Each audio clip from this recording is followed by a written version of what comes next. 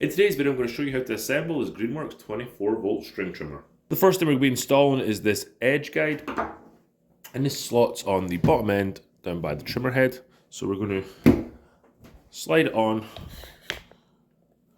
here on the corresponding side too. So we'll push it over.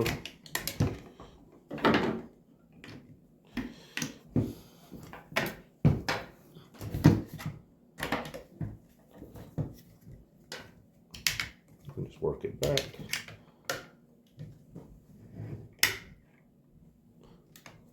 And it's going to sit in this little groove right here. So it's locked in place on both sides. Now we're going to install the guard. We're going to take this screw out first. The guard is going to slide on from the shaft side. So slot it in and push it in. Might need to give it a little knock, just like that. Then we're going to put the screw in here to hold this in place. Because this is a trimmer and edger, you do get these wheels to help you guide the trimmer along when you're using it as an edger. First thing you do is take this screw here, and this is going to slot on this metal bracket here. Then you can put the screw back in.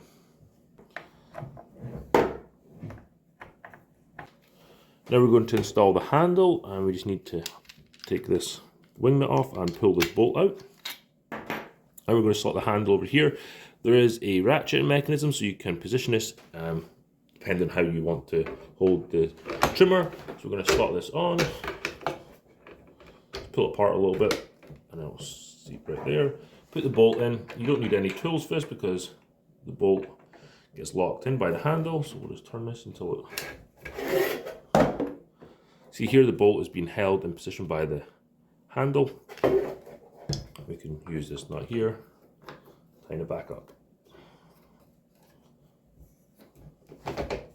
Into a better position, and we can tighten this up fully. Last thing you're going to do before you're ready to use this trimmer is extend the shaft if you need it to be, like this. And just lock it in place with this clip here.